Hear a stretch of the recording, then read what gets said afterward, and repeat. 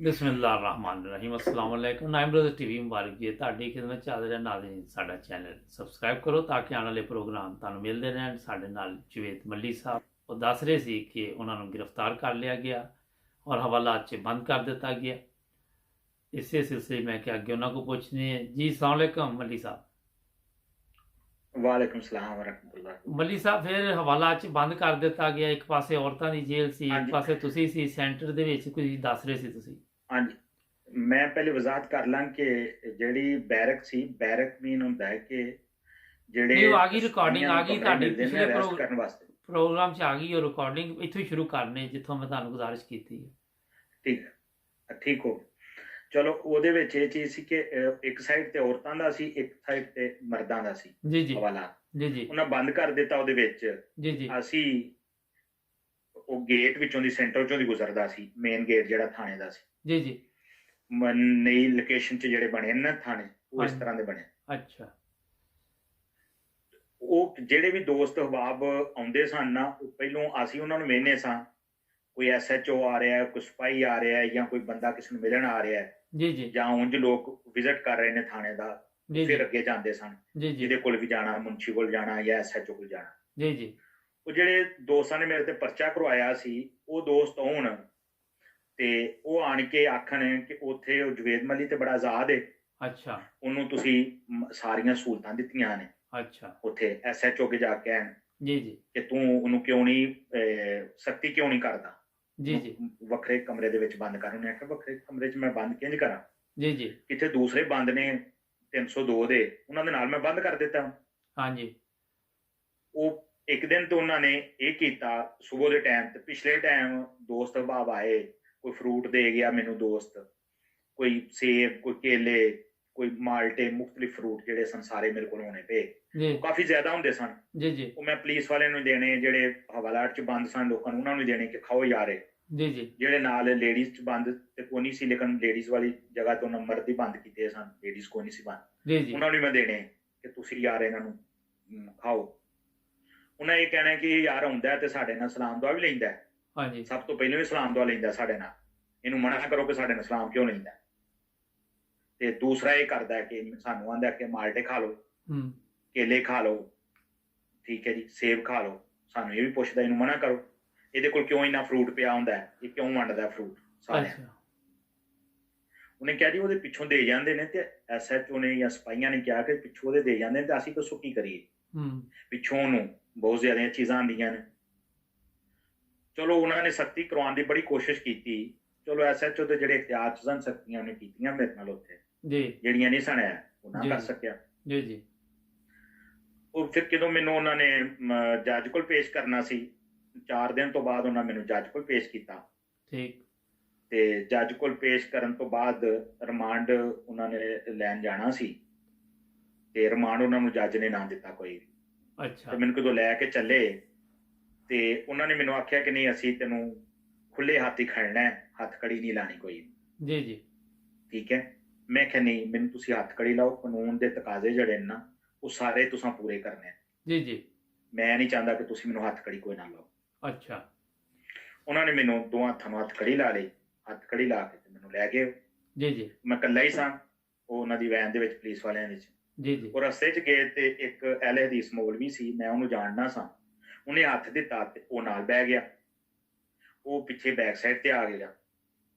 ਹਾਂ ਹਾਂ ਮੌਲਵੀ ਸਾਹਿਬ ਨੇ ਜਦੋਂ ਹੱਥ ਦਿੱਤਾ, ਉਹ ਪੁਲਿਸ ਵਾਲਿਆਂ ਬਿਠਾ ਲਿਆ ਉਹਨੂੰ, ਤੋਂ ਮੇਰੇ ਨਾਲ ਬਹਿ ਗਿਆ। ਤਾਂ ਉਹਨੂੰ ਵੇਖ ਕੇ ਹੈਰਾਨ ਹੋ ਗਿਆ। ਉਹਨੇ ਆਖਿਆ ਜਵੇਦ ਮੱਲੀ ਸਾਹਿਬ ਤੁਸੀਂ? ਮੈਂ ਕਿਹਾ ਆਹੋ। ਉਹਨੇ ਇਹ ਕੀ ਹੋਇਆ? ਮੈਂ ਕਿਹਾ ਤੁਸੀਂ ਪਰਚਾ ਕਰਵਾਇਆ ਤਾਂ ਆਪੀ ਪੁੱਛਦੇ ਹੋਇਆ ਕੀ ਹੈ। ਹੂੰ ਉਹਨੇ ਤੇਰੇ ਤੇ ਕੀਤਾ ਨੇ ਪਰਚਾ? ਅੱਛਾ ਉਹ ਤੇ ਮੱਲੀ ਮੱਲੀ ਕੋਈ ਬੰਦਾ। ਮੈਂ ਕਿਹਾ ਮੈਂ ਵੀ ਮੱਲੀ ਹਾਂ। ਅੱਛਾ ਉਹਨੇ ਤੂੰ ਤੇ ਬੜਾ ਬੰਦਾ ਅੱਛਾ ਸੈਂ ਯਾਰ, ਤੇਰੇ ਤੇ ਪਰਚਾ ਕਿਉਂ ਨਾ ਕਰਵਾਇਆ? ਜੀ ਮੈਂ ਕਿਹਾ ਜੀ ਮੈਨੂੰ ਨਹੀਂ ਪਤਾ, ਤੁਹਾਨੂੰ ਹੁਣ ਪਤਾ ਹੋਏ। ਤੁਹਾਡੇ ਜਿਹੜੇ ਬੱਦੂ ਮੱਲੀ ਦੇ ਸਦਰ ਨੇ ਮੁਬਸ਼ਰ ਮੱਲੀ ਸਾਹਿਬ, ਉਹ ਵੀ ਆਏ ਸਨ, ਮੌਲਵੀ ਮੁਬਸ਼ਰ ਮੱਲੀ ਸਾਹਿਬ।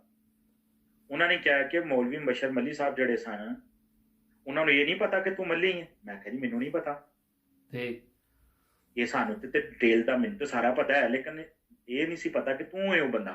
ਅਸੀਂ ਅੱਛਾ ਤਾਂ ਹੋਰ ਕੋਈ ਬੰਦਾ ਬਾਹਰ ਕਿਹਾ। ਮੈਂ ਕਿਉਂਕਿ ਉਸ ਤੋਂ ਪਹਿਲਾਂ ਪਾਕਿਸਤਾਨ ਬੈਤੁਲ ਮਾਲ 'ਚ ਜਾ ਵੀ ਕਰਨਾ ਸਾਂ, ਜੀ ਇਹਨਾਂ ਦੇ ਮੁਖਤਲਿਫ ਕੇਸ ਹੁੰਦੇ ਸਨ ਲੋਕਾਂ ਦੇ ਮੇਰੇ ਕੋਲ, ਤੇ ਨਾਰੋਵਾਲ ਦੇ ਵਿੱਚ ਜੀ ਮੈਂ ਉਹ ਵੀ ਅਟੈਂਡ ਕਰਨਾ ਸਾਂ। ਉਸ ਹਵਾਲੇ ਨਾਲ ਮੇਰੀ ਵਾਕਫੀਅਤ ਕਾਫੀ ਜ਼ਿਆਦਾ ਲੋਕਾਂ ਨਾਲ ਸੀ।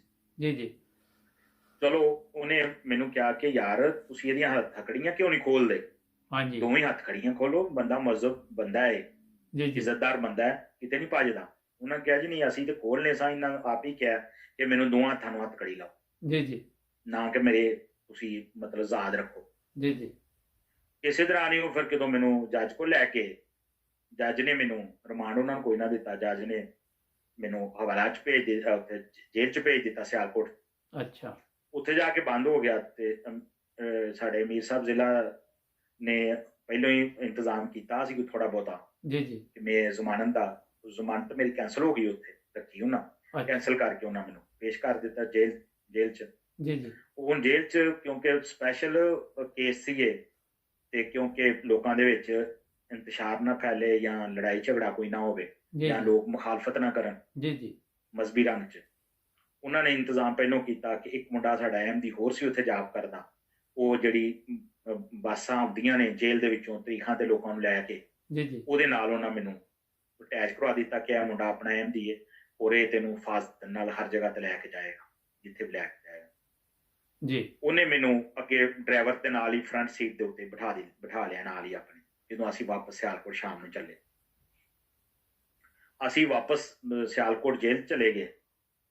ਜੇਲ੍ਹ 'ਚ ਅਸੀਂ ਕਦੋਂ ਗਏ ਆ ਸਿਆਲਕੋਟ ਜੇਲ੍ਹ ਦੇ ਵਿੱਚ, ਤੇ ਉੱਥੇ ਜਾ ਕੇ ਉਹਨਾਂ ਤਲਾਸ਼ੀ ਲਈ, ਤੇ ਕਿੱਥੇ ਉਹ ਬਿਠਾਉਂਦੇ ਨੇ ਸਾਰਿਆਂ ਨੂੰ ਤਲਾਸ਼ੀ ਲੈਣ ਤੋਂ ਬਾਅਦ ਕਿ ਕਿਹੜੀ ਕਿਹੜੀ ਬੈਰਕ 'ਚ ਇਹਨੂੰ ਬੰਦ ਕਰਨਾ ਹੈ। ਜੀ ਜੀ ਤੇ ਉੱਥੇ ਸਭ ਤੋਂ ਪਹਿਲਾਂ ਮੇਰਾ ਨਾਮ ਬੋਲਿਆ, ਤੇ ਮੈਨੂੰ ਉਹ ਜਿਹੜਾ ਬੰਦਾ ਸੀ ਉਹ ਮੈਨੂੰ ਪੁੱਛਣ ਲੱਗਾ ਕਿ ਤੂੰ ਕੀ ਵਾਕਿਆ ਕੀਤਾ ਹੈ, ਕਿ ਤੂੰ ਕਿਹੜੇ ਜੁਰਮ 'ਚ ਹੈ। ਅੱਛਾ ਮੈਂ ਜੀ ਤੁਹਾਡੇ ਉੱਤੇ ਲਿਖਿਆ ਸਾਰਾ ਕੁਝ ਪੜ੍ਹ ਲਓ। ਉਹਨੇ ਫਿਰ ਪੁੱਛਿਆ ਕਿ ਮੈਂ ਤੈਨੂੰ ਪੁੱਛਣਾ ਕੀ ਵਾਕਿਆ ਕੀ ਵਕੂਆ ਕਰਕੇ ਆਇਆ। ਮੈਂ ਸਰ ਜੀ ਉੱਤੇ ਲਿਖਿਆ ਤੁਸੀਂ ਪੜ੍ਹ ਲਓ। ਉਹਨੇ ਇੰਨੀ ਦੇਰ ਦੇ ਵਿੱਚ ਮੇਰੇ ਮੂੰਹ ਤੇ ਥੱਪੜ ਮਾਰ ਦਿੱਤਾ। ਅੱਛਾ ਉਹ ਥੱਪੜ ਮਾਰਿਆ ਤੇ ਜਿਹੜੇ ਦੂਸਰੇ ਸਨ ਬੰਦੇ ਜੇਲਰ ਜਿਹੜੇ ਸਨ, ਉਹਨਾਂ ਨੂੰ ਕਹਿਣ ਲੱਗੇ ਇਹਨੂੰ ਫੜ ਕੇ ਫਲਾਣੀ ਬਾਰਕ 'ਚ ਲੈ ਜਾ। ਅੱਛਾ ਉਹਨਾਂ ਮੈਨੂੰ ਦੋਵਾਂ ਬਾਜ਼ੂ ਮੇਰੇ ਫੜ ਲਏ, ਪਿੱਛੋਂ ਇੱਕ ਉਹਨੇ ਹੀ ਮੈਨੂੰ ਫਿਰ ਚਪੇੜ ਇੱਕ ਮਾਰੀ, ਤੇ ਮੈਨੂੰ ਉਹ ਬੰਦੇ ਲੈ ਕੇ ਤੇ ਦੌੜਦੇ ਹੀ ਲੈ ਗਏ ਉਸ ਬੈਰਕ 'ਚ। ਅੱਛਾ ਉੱਥੇ ਲੈ ਗਏ ਤੇ ਉੱਥੇ ਐਸੇ ਬੈਠਾ ਸੀ, ਉਹਨੇ ਆਖਿਆ ਕਿ ਇਹਨੂੰ ਇਸ ਬੈਰਕ 'ਚ ਬੰਦ ਨਹੀਂ ਕਰਨਾ, ਉਹਨਾਂ ਨੂੰ ਪੁੱਛ ਕੇ ਆਓ ਕਿ ਇਹਨੂੰ ਕਿੱਥੇ ਬੰਦ ਕਰਨਾ। ਉਨੀ ਦੇਰ 'ਚ ਉਹ ਵੀ ਪਿੱਛੇ ਆ ਗਿਆ ਜਿਹੜਾ ਇੰਚਾਰਜ ਸੀ, ਉਹਨੇ ਆਖਿਆ ਇਹਨੂੰ ਇੱਥੇ ਨਹੀਂ ਬੰਦ ਕਰਨਾ, ਹੋਰ ਕਿਤੇ ਨਹੀਂ ਕਰਨਾ, ਇੱਥੇ ਬੰਦ ਕਰਨਾ ਹੈ। ਅੱਛਾ ਉਹ ਮੈਂ ਕਿਦੋਂ ਗਿਆ ਉਸ ਬੈਰਕ ਵੱਲ ਲੈ ਕੇ ਗਏ ਮੈਨੂੰ ਉਹ ਪੁਲਿਸ ਵਾਲੇ ਵੀ ਨਾਲ, ਉਹ ਜਿਹੜੇ ਸਨ ਕੈਦੀ ਉਹ ਵੀ ਨਾਲ ਸਨ, ਜਿਹੜੇ ਉਂਝ ਉੱਥੇ ਹੁੰਦੇ ਨੇ ਫ੍ਰੀ ਹੁੰਦੇ ਨੇ, ਉਹ ਇਹੋ ਹੀ ਹੈਲਪ ਕਰਦੇ ਨੇ ਸਾਰਿਆਂ ਪੁਲਿਸ ਵਾਲਿਆਂ ਦੀ, ਮਦਦਗਾਰ ਹੁੰਦੇ ਨੇ ਉਹ ਪੁਲਿਸ ਵਾਲਿਆਂ ਦੇ। ਜੀ ਜੀ ਉੱਥੇ ਮੈਨੂੰ ਬੈਰਕ ਦੇ ਸਾਹਮਣੇ ਖੜਿਆ ਕੀਤਾ, ਤੇ ਦੋ ਬੰਦੇ ਅੰਦਰ ਕਮਰੇ, ਬੈਰਕ ਛੋਟੀ ਜਿਹੀ ਬੈਰਕ ਸੀ, ਉੱਥੇ ਨਮਾਜ਼ ਪੇ ਪੜ੍ਹਨ। ਇੱਕ ਬੰਦਾ ਉਹਨੇ ਝੋਲਾ ਪਾਇਆ ਤੇ ਦਾੜੀ ਲੰਮੀ ਜਿਹੀ ਰੱਖੀ, ਉਹਨਾਂ ਨੂੰ ਪੱਖਾ ਪਿਆ ਚੱਲੇ, ਲੈਟ ਗਈ। ਅੱਛਾ ਮੈਂ ਆਖਿਆ ਲਓ ਮੈਂ ਉਹਨਾਂ ਕੋਲ ਬਚ ਕੇ ਆਇਆ, ਤੇ ਇਹ ਤੇ ਅੱਗੇ ਆ ਕੇ ਮੁਸੀਬਤ ਹੋਰ ਆ ਗਈ। ਸ਼ਾਮ ਦਾ ਟਾਈਮ ਸੀ ਉਧਰੋਂ। ਜੀ ਜੀ ਮੈਂ ਅਸਤਗਫਾਰ ਕਰਨਾ ਸ਼ੁਰੂ ਕਰਤਾ, ਦਰੂਦ ਸ਼ਰੀਫ ਪੜ੍ਹਨਾ ਸ਼ੁਰੂ ਕਰ ਦਿੱਤਾ ਕਿ ਅੱਲਾ ਸੋਹਣਿਆ ਤੂੰ ਮੇਰੀ ਮਦਦ ਕਰ, ਜੀ ਜੀ ਇੱਥੇ ਤੇ ਹੋਰ ਕੰਮ ਖਰਾਬ ਹੈ। ਜੀ ਜੀ ਮੇਰਾ ਫਸਟ ਟਾਈਮ ਸੀ ਜੇਲ੍ਹਾਂ 'ਚ ਜਾਣਾ ਆਉਣਾ। ਜੀ ਜੀ ਉਹ ਇਸੇ ਤਰ੍ਹਾਂ ਨਹੀਂ ਮੈਨੂੰ ਉਹ ਪੁੱਛਦਾ ਹੈ ਪੁਲਿਸ ਵਾਲਾ ਕਿ ਤੇਰਾ ਨਾਂ ਕੀ ਹੈ। ਮੈਂ ਕਿਹਾ ਜੀ ਜਵੇਦ ਮੱਲੀ ਮੇਰਾ ਨਾਂ ਹੈ, ਮੁਹੰਮਦ ਜਵੇਦ ਮੱਲੀ ਮੇਰਾ ਨਾਂ ਹੈ। ਉਹਨੇ ਕਿਹਾ ਤੇਰੇ ਪਿਓ ਦਾ ਨਾਂ ਕੀ ਹੈ? ਮੈਂ ਕਿਹਾ ਚੌਧਰੀ ਇਫਤਖਾਰ ਅਹਿਮਦ ਮੱਲੀ। ਕਹਿੰਦਾ ਠੀਕ, ਆਂਦਾ ਕਿਹੜੀ ਕੌਮ ਨਾਲ ਤਲ ਰੱਖਣਾ? ਮੈਂ ਜੀ ਜੱਟ ਮੱਲੀ। ਉਹ ਜਿਹੜੇ ਦੋਵੇਂ ਬੰਦੇ ਸਨ ਉਹ ਉਨੀ ਦੇਰ ਚੱਤਾ ਹੀ ਹੱਥ ਬੈਠੇ, ਉਹਨਾਂ ਸਲਾਮ ਫੇਰੀ। ਸਲਾਮ ਫੇਰ ਕੇ ਤੇ ਮੇਰੇ ਵੱਲ ਮੂੰਹ ਕਰਕੇ ਆਂਦੇ ਨੇ ਬਿਸਮਿਲ੍ਲਾ ਕਰੀਏ, ਜਵੇਦ ਮੱਲੀ ਸਾਹਿਬ ਆ ਗਏ ਨੇ। ਅੱਛਾ ਉਹ ਮੈਂ ਉਹਨਾਂ ਨੂੰ ਸਲਾਮ ਦੁਆ ਲਈ। ਉਹ ਉਹਨਾਂ ਦੇ ਵਿੱਚ ਦੋਵੇਂ ਬੰਦੇ ਉਹ ਜਿਹੜੇ ਸਨ ਉਹ ਅਹਿਮਦੀ ਸਨ, ਉਹ 302 ਦੇ ਵਿੱਚ ਸਨ ਅੰਦਰ ਦੋਵੇਂ। ਅੱਛਾ ਉਹਨਾਂ ਨੇ ਮੇਰੇ ਨਾਲ ਸਲਾਮ ਦੁਆ ਲਈ। ਉਹਨਾਂ ਆਖਿਆ ਜੀ ਬੜੀ ਚੰਗੀ। ਮੈਂ ਇੱਕ ਨੂੰ ਤਾਂ ਪਛਾਣਨਾ ਸਾਂ, ਇੱਕ ਮੇਰੇ ਪਛਾਣ 'ਚ ਨਹੀਂ ਸੀ ਹੈਗਾ। ਜੀ ਜੀ ਉਹਨਾਂ ਆਖਿਆ ਸਾਨੂੰ ਤਾਂ 2-3 ਦਿਨ ਪਹਿਲਾਂ ਪਤਾ ਲੱਗ ਗਿਆ ਕਿ ਤੂੰ ਆਉਣਾ ਹੈ, ਤੇ ਸਾਨੂੰ ਇਹ ਵੀ ਪਤਾ ਸੀ ਕਿ ਸਾਡੀ ਬੈਰਕ 'ਚ ਤੈਨੂੰ ਲਿਆਇਆ ਜਾਏਗਾ। ਚੰਗਾ ਹੋ ਗਿਆ ਸਾਡੀ ਬੈਰਕ 'ਚ ਆ। ਅਸੀਂ ਉੱਥੇ ਬੈਠ ਗਏ, ਉਹ ਬੈਠ ਕੇ ਉਹਨਾਂ ਦਾਸਤਾਨ ਸੁਣੀ ਸਾਰੀ। ਉਹ ਇੱਕ ਬਾਬਾ ਜੀ ਦਾ ਨਾਂ ਸੀ, ਬਾਬਾ ਜੀ ਫੈਜ਼। ਵਡੇਰੇ ਸਨ, ਐਡੇ ਬਹੁਤੇ ਵਡੇਰੇ ਵੀ ਸਨ, ਲੇਕਿਨ ਤਕਰੀਬਨ 60 ਸਾਲ ਦੇ ਕਰੀਬ ਤਰੀਨ ਆਏ ਸਨ, 60-62 ਸਾਲ ਦੀ ਉਮਰ। ਜੀ ਜੀ ਉਹ ਬਾਬੇ ਫੈਜ਼ ਮੈਨੂੰ ਕਹਿਣ ਲੱਗੇ ਕਿ ਕੀ ਵਕੂਆ ਹੋਇਆ ਤੇਰੇ ਨਾਲ। ਮੈਂ ਦੱਸੀ ਸਾਰੀ ਗੱਲ ਕਿ ਇੰਜ ਮੈਨੂੰ ਨੇ ਚਪੇੜ ਮਾਰੀ ਹੈ। ਜੀ ਜੀ ਉਹਨਾਂ ਕਿਹਾ ਕਿ ਤੂੰ ਖਾਣਾ ਨਹੀਂ ਖਾਣਾ। ਅੱਛਾ ਮੈਂ ਕਿਹਾ ਜੀ ਠੀਕ ਹੈ, ਮੈਂ ਨਹੀਂ ਖਾਣਾ ਖਾਂਦਾ। ਉਹਨਾਂ ਨਾਲ ਹੀ ਐਪਲੀਕੇਸ਼ਨ ਲਿਖ ਕੇ ਭੇਜ ਦਿੱਤੀ ਕਿ ਇਸ ਬੰਦੇ ਨੇ ਬਾਈਕਾਟ ਕੀਤਾ ਖਾਣਾ ਖਾਣ ਤੋਂ, ਤੇ ਕਿਉਂਕਿ ਇਹਨੂੰ ਨਜਾਇਜ਼ ਮਾਰਿਆ ਗਿਆ, ਜਿੰਨੀ ਦੇਰ ਤੱਕ ਡਿਪਟੀ ਆਪ ਨਾ ਆਵੇ ਤੇ ਦਾਸਤਾਨਾ ਸੁਣੇ ਤੇ ਅਸਾਂ ਖਾਣਾ ਨਹੀਂ ਇਹਨੇ ਖਾਣਾ। ਅੱਛਾ ਉਹ ਮੇਰੇ ਕੋਲ ਸਾਈਨ ਕਰਵਾ ਕੇ ਉਹਨੇ ਐਪਲੀਕੇਸ਼ਨ ਦਿੱਤੀ। ਉਹ ਪੁਰਾਣੇ ਭੇਤੀ ਸਨ, ਜਾਣਦੇ ਸਨ ਬਿਹਤਰ ਅੰਦਰ ਜੇਲ੍ਹ ਦਾ ਇੰਤਜ਼ਾਮੀਆਂ ਨੂੰ, ਸਾਰੀਆਂ ਚੀਜ਼ਾਂ ਨੂੰ, ਨਿਜ਼ਾਮ ਨੂੰ ਸਮਝਦੇ ਸਨ। ਜੀ ਜੀ ਉਹ ਮੈਨੂੰ ਕੋਈ ਖਾਣਾ ਨਾ ਖਾਦਾ, ਮੈਂ ਖਾਣਾ ਵਾਪਸ ਕਰ ਦਿੱਤਾ, ਉਹ ਸਭ ਅੱਛੇ ਦਾ ਟੱਲ ਨਹੀਂ ਸੀ ਵੱਜਦਾ। ਇਸੇ ਦੌਰਾਨ ਹੀ ਉਹਨਾਂ ਨੇ, ਜਦੋਂ ਸਭ ਅੱਛਾ ਨਹੀਂ ਸੀ ਹੁੰਦਾ ਤੇ ਸੁਪਰੀਡੈਂਟ ਜੇਲ੍ਹ ਕੋਲ ਐਪਲੀਕੇਸ਼ਨ ਵੀ ਟੁਰ ਗਈ ਸੀ, ਜੀ ਉਹ ਫਿਰ ਖੁਦ ਆਇਆ ਰੌਣ ਤੇ ਰਾਤ ਦੇ ਟਾਈਮ। ਅੱਛਾ ਉਹਨੇ ਆਣ ਕੇ ਪੁੱਛਿਆ ਕਿ ਕੀ ਵਜ੍ਹਾ ਹੈ। ਮੈਂ ਕਿਹਾ ਜੀ ਮੈਨੂੰ ਉਹਨੇ ਚਪੇੜ ਮਾਰੀ ਏ ਤੇ ਬਗੈਰ ਵਜ੍ਹਾ ਮਾਰੀ ਏ, ਇੱਕ ਨਹੀਂ ਮਾਰੀ, 2 ਵਾਰੀ ਮਾਰਿਆ ਹਾਂਜੀ ਤੇ ਮੈਨੂੰ ਬੜੀ ਜ਼ਬਰਦਸਤ ਚਪੇੜ ਲੱਗੀ। ਉਹ ਮਤਲਬ ਮੈਨੂੰ ਅਜੇ ਵੀ ਚੱਕਰ ਆ ਰਿਹਾ ਹਾਂ ਚਪੇੜ ਨਾਲ।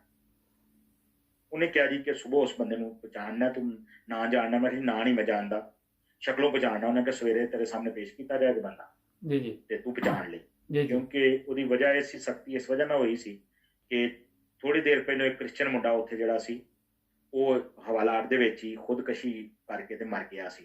ਜੱਜ ਅੱਛਾ ਵਗੈਰਾ ਵੀ ਆਉਂਦੇ ਸਨ, ਜੀ ਬਹੁਤ ਜੀ ਸਖਤੀ ਹੋਈ ਸੀ। ਜੀ ਜੀ ਉਹਦੀ ਵਜ੍ਹਾ ਮੇਨ ਇਹ ਵੀ ਸੀ। ਜੀ ਜੀ ਉਹ ਸੁਬਹ ਕਿਦੋਂ ਉਹਨਾਂ ਲਾਈਨ ਚਲਾ ਕੇ ਸਾਰੇ ਖੜੇ ਕੀਤੇ ਬੰਦੇ, ਤੇ ਉਹਨਾਂ ਨੇ ਮੈਨੂੰ ਆਖਿਆ ਕਿ ਹਾਂ ਵੀ ਪਛਾਣ ਕਿਹੜਾ ਬੰਦਾ। ਉਹ ਮੈਂ ਪਛਾਣ ਲਿਆ ਕਿ ਇਹ ਬੰਦਾ, ਉਹਦਾ ਨਾਮ ਅਸਲਮ ਸੀ। ਜੀ ਜੀ ਉਹ ਅਸਲਮ ਨੂੰ ਉਹਨਾਂ ਨੇ ਇੱਕ ਸਾਈਡ ਤੇ ਬੁਲਵਾ ਲਿਆ, ਸੁਪਰੀਡੈਂਟ ਜੇਲ੍ਹ ਸਾਹਿਬ ਨੇ, ਤੇ ਮੈਨੂੰ ਵੀ ਬੁਲਾ ਲਿਆ। ਹਾਂਜੀ ਉਹਨਾਂ ਨੇ ਉਹਨੂੰ ਆਖਿਆ ਕਿ ਹਾਂ ਬਈ ਮੈਂ ਤੈਨੂੰ ਸਜ਼ਾ ਹੀ ਦੇ ਸਕਣਾ, ਕਿੰਨੀ ਡਿਊਟੀ ਕਰਨਾ ਹੈ। ਉਹਨੇ ਕਿਹਾ ਜੀ ਮੈਂ 6 ਘੰਟੇ ਡਿਊਟੀ ਕਰਨਾ ਇੱਥੇ। ਉਹਨਾਂ ਆਖਿਆ ਜੀ ਤੂੰ ਅੱਜ ਤੋਂ ਬਾਅਦ 12 ਘੰਟੇ ਡਿਊਟੀ ਕਰੇਗਾ। ਅੱਛਾ ਦੂਸਰੇ ਉਹਨਾਂ ਕਿਹਾ ਕਿ ਤਨਖਾਹ ਤੈਨੂੰ ਬਰ ਵਕਤ ਮਿਲਦੀ। ਉਹਨੇ ਕਿਹਾ ਹਾਂਜੀ। ਉਹਨਾਂ ਕਿਹਾ ਜੀ 3 ਮਹੀਨੇ ਤੇਰੀ ਤਨਖਾਹ ਨਹੀਂ ਮਿਲੇਗੀ, ਉਸ ਤੋਂ ਬਾਅਦ ਮਿਲੇਗੀ। ਠੀਕ ਉਹਨੇ ਕਿਹਾ ਜੀ ਮੈਂ ਤੇ ਇਹੀ ਸਜ਼ਾ ਦੇ ਸਕਣਾ, ਜੀ ਜੀ ਸੁਪਰੀਮ ਜੇਲ੍ਹ ਨੇ ਕਿਹਾ। ਜੀ ਜੀ ਤੇ ਜੇ ਤੂੰ ਇਹਨੂੰ ਬਹੁਤੀ ਸਜ਼ਾ ਦਵਾਉਣੀ ਤੇ ਆਪਣੇ ਜੱਜ ਕੋਲ ਜਦੋਂ ਪੇਸ਼ ਹੋਏਗਾ ਤੇ ਜੱਜ ਨੂੰ ਜਾ ਕੇ ਸਾਰੀ ਦਾਸਤਾਨ ਸੁਣਾ ਦੇ। ਜੀ ਜੀ ਮੈਂ ਕਿਹਾ ਜੀ ਠੀਕ ਹੋ ਗਿਆ। ਚਲੋ ਇਸੇ ਤਰ੍ਹਾਂ ਹੀ ਮੇਰੀ ਪਹਿਲੀ ਤਰੀਕ ਪਈ ਤੇ ਮੈਨੂੰ ਉਦੋਂ ਵੀ ਜੁਮੇ ਦਾ ਦਿਨ ਹੀ ਸੀ। ਜੀ ਜੀ ਮੈਨੂੰ ਉਹ ਲੈ ਕੇ ਆਏ ਨਾਰੋਵਾਲ ਤਰੀਕ ਵਾਸਤੇ ਜੱਜ ਕੋਲ, ਤੇ ਸਾਰਾ ਦਿਨ ਉਹ ਬਖਸ਼ੀਖਾਨਾ ਕਿੱਥੇ ਡੱਕਦੇ ਨੇ ਬੰਦਿਆਂ ਨੂੰ, ਉੱਥੇ ਉਹਨਾਂ ਬਿਠਾਈ ਰੱਖਿਆ ਸਾਨੂੰ। ਜਦੋਂ ਸਾਡੀ ਤਰੀਕ ਦਾ ਟਾਈਮ ਆਇਆ, ਅਸੀਂ ਪੇਸ਼ ਹੋਏ ਤੇ ਜੱਜ ਨੇ ਕਹਿ ਦਿੱਤਾ ਕਿ ਨਹੀਂ, ਤੁਹਾਡੀ ਬਾਅਦ ਦੇ ਵਿੱਚ ਸੁਣਵਾਈ ਹੋਣੀ ਹੈ, ਤੁਸੀਂ ਚਲੇ ਜਾਓ।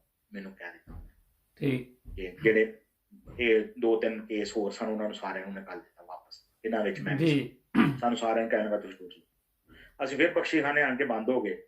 ਉਹ ਜਿਹੜੇ ਆਪਣੇ ਜਮਾਤ ਦੇ ਦੋਸਤ ਸਨ, ਮੌਲਵੀ ਕਾਫੀ ਜ਼ਿਆਦਾ ਇਕੱਠੇ ਹੋਏ ਮੇਰੀ ਤਰੀਕ ਤੇ, ਕਾਫੀ ਅੱਛਾ ਜ਼ਿਆਦਾ ਉਹ ਇਕੱਠੇ ਕੀਤੇ ਗਏ ਮੌਲਵੀ। ਜੀ ਜੀ ਤੇ ਉਥੋਂ ਬਦੋਮਲੀ ਵੀ ਪੈਸਾ ਵੀ ਫੰਡ ਵੀ ਇਕੱਠਾ ਕੀਤਾ ਗਿਆ। ਉਸ ਬੱਸ ਵੀ 1-2 ਬੱਸਾਂ ਵੀ ਭਰ ਕੇ ਲਿਆਂਦੀਆਂ ਗਈਆਂ ਜਾਂ ਵੈਗਨਾਂ ਭਰ ਕੇ ਲਿਆਂਦੀਆਂ, ਇਹ ਤੇ ਮੈਨੂੰ ਨਹੀਂ ਪਤਾ। ਜੀ ਬਾਅਦ ਜੀ ਚ ਪਤਾ ਲੱਗਾ ਕਿ ਕੁਝ ਚੀਜ਼ਾਂ ਉਹਨਾਂ ਬੱਸਾਂ ਜਾਂ ਵੈਗਨਾਂ ਭਰ ਕੇ ਲਿਆਂਦੀਆਂ ਸਨ, ਮੌਲਵੀਆਂ ਦੀਆਂ, ਬੰਦਿਆਂ ਦੀਆਂ। ਜੀ ਉਹ ਆਣ ਕੇ ਉੱਥੇ ਉਹ ਵੀ ਨਾਲ ਪੇਸ਼ ਹੋਏ। ਜੀ ਜੱਜ ਜੀ ਸਾਹਿਬ ਨੇ ਆਖਿਆ ਕਿ ਜੁਮੇ ਤੋਂ ਬਾਅਦ ਤੁਹਾਡੀ ਸੁਣਵਾਈ ਕਰਾਂਗੇ। ਅੱਛਾ ਜੁਮੇ ਤੋਂ ਬਾਅਦ ਜਦੋਂ ਸੁਣਵਾਈ ਸਾਡੀ ਹੋਣੀ ਸੀ ਤੇ ਸਾਨੂੰ ਬਖਸ਼ੀਖਾਨੇ ਉਹਨਾਂ ਬੰਦ ਕਰ ਦਿੱਤਾ। ਅਸੀਂ ਬਖਸ਼ੀਖਾਨੇ ਸਾਂ ਤੇ ਮੌਲਵੀ ਸਾਰੇ ਜੁਮਾ ਪੜਨ ਗਏ ਤੇ ਸਾਡੇ ਜਮਾਤ ਦੇ ਲੋਕ ਵੀ ਜੁਮਾ ਪੜਨ ਗਏ ਸਨ। ਅੱਛਾ ਮਲੀ ਜੁਮਾ ਪੜ੍ਹ ਕੇ ਸਾਹਿਬ, ਜਦੋਂ ਵਾਪਸ ਮੁੜੇ, ਇਹ ਜੁਮੇ ਤੋਂ ਹੀ ਇਸੇ ਦੁਬਾਰਾ ਤਰ੍ਹਾਂ ਹੀ ਮਲੀ ਸਾਹਿਬ ਸੌਰੀ ਜੁਮੇ ਤੋਂ ਦੁਬਾਰਾ ਸ਼ੁਰੂ ਕਰਨੇ ਆ ਪਾਰਟ 4 ਨਾਜ਼ਰੀਨ। ਇਸ ਦਾ ਅਗਲਾ ਹਿੱਸਾ ਤੁਸੀਂ ਪਾਰਟ 4 ਚ ਦੇਖੋਗੇ। ਜੁੜੇ ਰਹੋ 9 ਬ੍ਰਦਰਜ਼ ਟੀਵੀ ਦੇ ਨਾਲ। ਠੀਕ ਹੈ। ਸਬਸਕ੍ਰਾਈਬ ਕਰਨਾ ਨਾ ਭੁੱਲਣਾ। ਮਿਲਨੇ ਤੁਹਾਨੂੰ ਬ੍ਰੇਕ ਤੋਂ ਬਾਅਦ।